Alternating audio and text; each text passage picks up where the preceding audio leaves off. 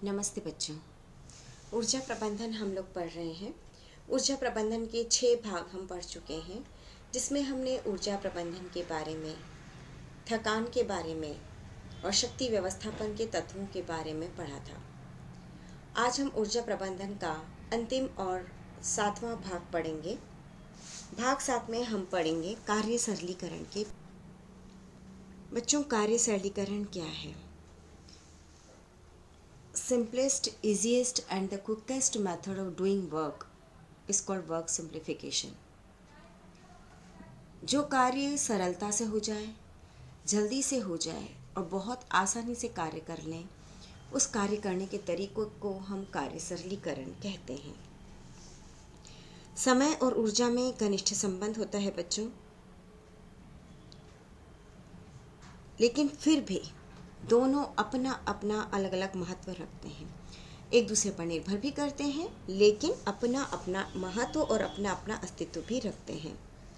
जब कोई भी कार्य हम करते हैं तो व्यक्ति का समय और शक्ति दोनों ही व्यय होता है।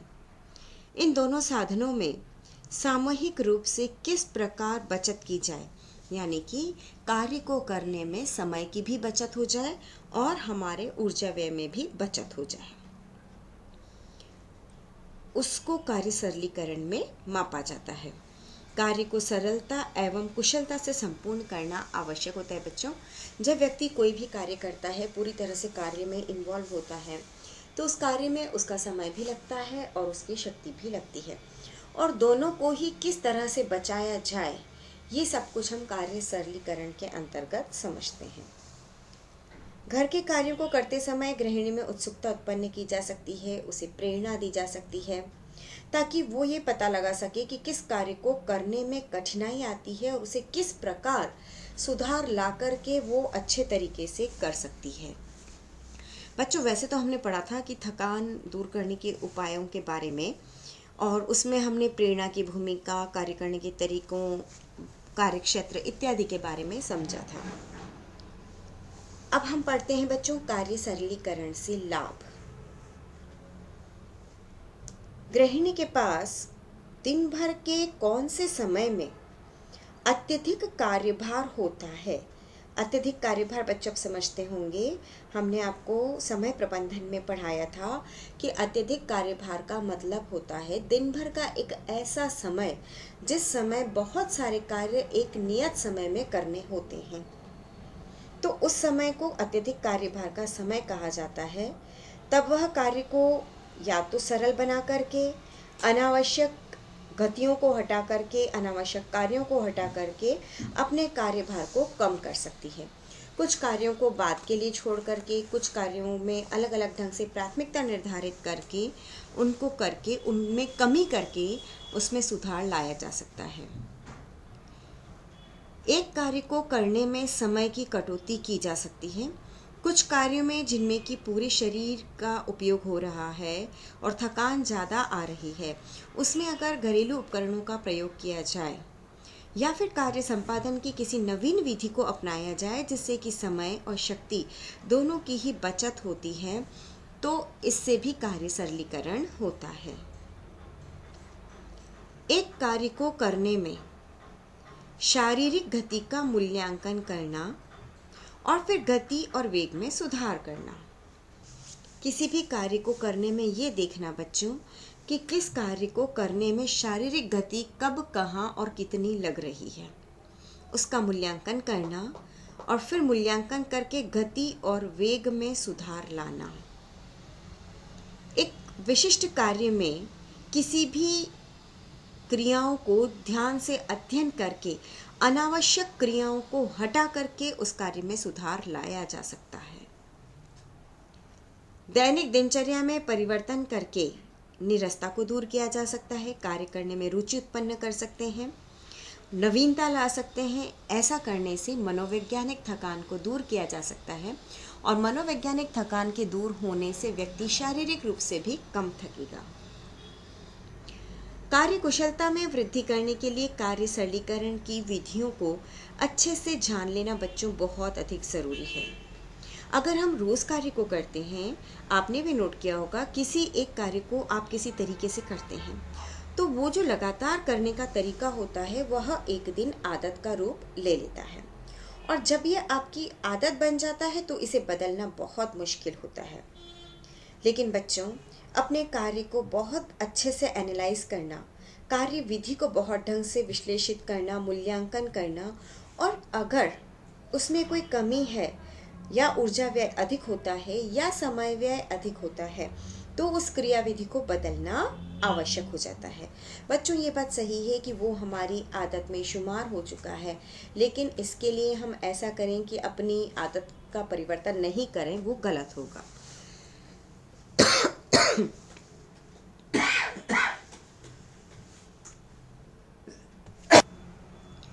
तो बच्चों, क्रियाविधि के विश्लेषण में हम जिस भी गतिविधि को या जिस भी कार्यविधि को सही नहीं पाते हैं तो उससे हमें बदल लेना चाहिए।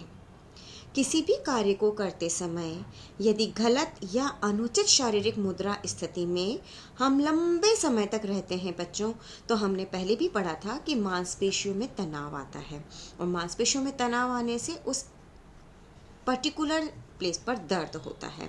साथ ही रक्त परिभ्रमण और तंत्रिकाओं पर भी दबाव पड़ता है। तो बच्चों, अगर हम अपने कार्य को ढंग से विश्लेषित करते हैं और सही उचित मुद्रा, शारीरिक मुद्रा को अगर हम अपना लेते हैं, इससे मांसपेशियों, रक्त परिभ्रमण और तंत्रिकाओं पर भी दबाव कम पड़ेगा। कार्य का मूल्यांकन करने से इनमें हम सुधार ला सकेंगे, जिससे कि थकान कम से कम होगी। कार्य सरलीकरण से कार्यक्षेत्र और संग्रहण क्षेत्र को व्यवस्थित बनाया जा सकता है, और बच्चों, ऐसा करने से समय और ऊर्जा दोनों की ही बचत होती है। जब हम सोचते हैं कि हमें किसी कार्य को सही करना है बच्चों, सबसे पहले तो मन में ये विचार लाना आवश्यक हो जाता है कि हमें अपने कार्य करने के तरीके में बदलाव लाना है। जब हम ये बात सोच करके मन में अपने आप को तैयार कर लेते हैं कि वाकई में हमें कार्य करने के तरीके में बदलाव लाने की आवश्यकता है, तो ऐसी स्थिति में बदलाव लाना बहुत आसान हो जाता है। कार्य क्षेत्र में और संग्रहित क्षेत्र में हमें उस समय उचित परिवर्तन करने होते हैं। कार्य क्षेत्र में और संग्रहित क्षेत्र में हम ये सोचते हैं कि उनको पूरी तरह से सही ढंग से व्यवस्थित किया जाए, जिससे कि कार्य करने के तरीके में हम सुधार करें और सुधार करके अपनी थकान को कम करें और कार्य को सरल बनाएं। तो बच्चों, ये पढ़ा हमने कार्य सरलीकरण क्या है और कार्य को सरल बनाने के क्या लाभ हैं इसके बारे में। अब हम जानते हैं कार्य सरलीकरण की अध्ययन तकनीक क्या क्या है। कार्य सरलीकरण की अध्ययन की तकनीक बच्चों दो प्रकार की होती है, जैसा कि आप इसमें देख पा रहे होंगे, और ये सबसे अधिक आवश्यक है बच्चों कि कार्य करने की विधियों में सुधार लाने के लिए किसी व्यक्ति का प्रयत्नशील होना, तभी वह किसी तकनीक को अपनाने में, उसको फॉलो करने में उसके लिए आसानी होगी, जबकि वो ये सोच लेता है कि मुझे अपने कार्य करने की विधियों में सुधार लाना है, और इसके लिए अगर वो निरंतर प्रयत्नशील रहता है। कार्य का गहराई से और गहन अध्ययन करके, विश्लेषण करके किसी भी कार्य का मूल्यांकन करना सरल रहता है, और इन मूल्यांकन को सरल बनाने के लिए ही कार्य सरलीकरण की ये दो प्रकार की तकनीकें हैं। पहली तकनीक है औपचारिक तकनीक और दूसरी तकनीक है पेन पेंसिल तकनीक। जो औपचारिक तकनीक होती है वो प्रयोगशाला में की जाती है, जिसमें उपकरणों की आवश्यकता होती है, इसीलिए इसका नाम औपचारिक तकनीक है। दूसरी तकनीक होती है पेन पेंसिल तकनीक, जैसा कि आप नाम से ही समझ पा रहे हैं बच्चों। इस प्रकार की तकनीक में हमें पेन और पेंसिल की आवश्यकता होती है, प्रयोगशाला की आवश्यकता नहीं होती है। इस तकनीक के द्वारा घर पर ही कार्य सरलीकरण का अध्ययन किया जा सकता है।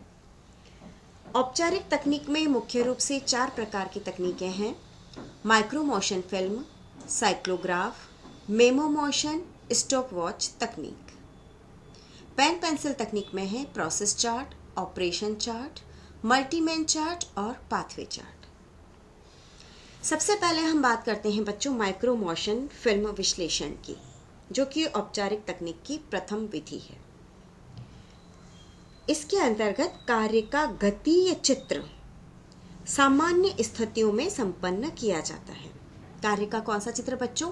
गतीय चित्र, यानी कि जब हम कार्य करने के लिए गतिशील होते हैं उसका चित्र संपन्न किया जाता है और इस अवस्था में कार्य सामान्य परिस्थितियों में किया जाता है।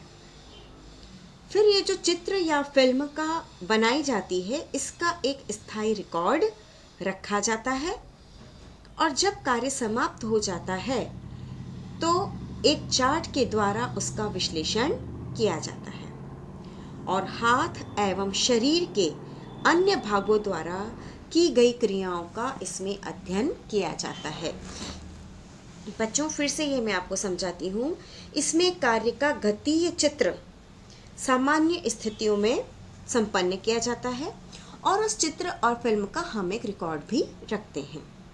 और जब पूरा कार्य हमारा समाप्त हो जाता है तब हम क्या करते हैं कि एक चार्ट के द्वारा उस पर उसका विश्लेषण करते हैं और विश्लेषण के अंतर्गत हाथ और शरीर के भागों ने जितनी भी क्रियाएं की है ना, उन क्रियाओं का विस्तार से अध्ययन करते हैं।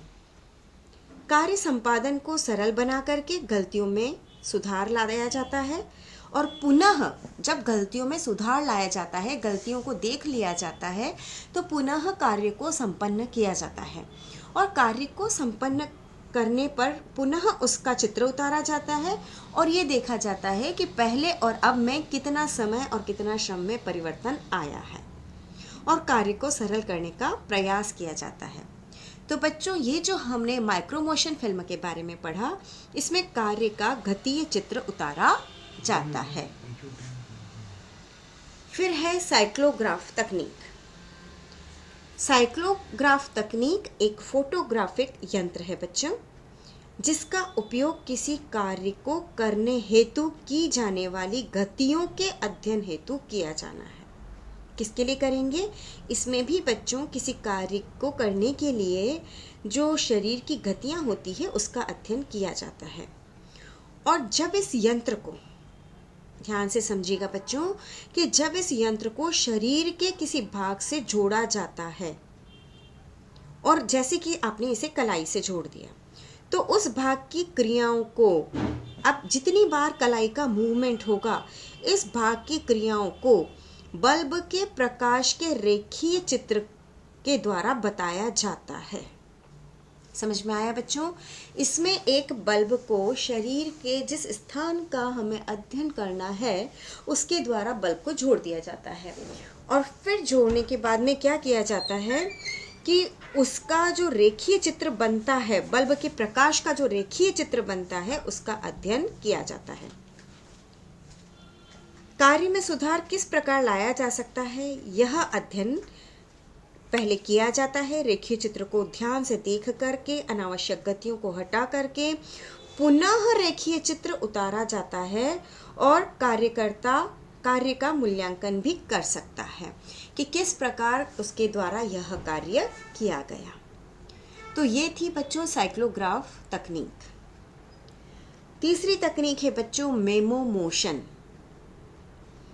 मेमो मोशन अध्ययन में विश्लेषण को सरलीकृत किया जाता है और जो कुल गतियां की गई है, कुल गतियां किसी व्यक्ति के द्वारा जो की गई है, उन कुल गतियों का अध्ययन इसमें किया जाता है।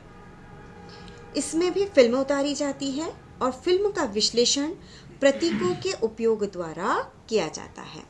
यानी कि इसमें जो फिल्म के विश्लेषण को किया जाता है वो प्रतीकों के माध्यम से किया जाता है और प्रतीकों के उपयोग के द्वारा किया जाता है।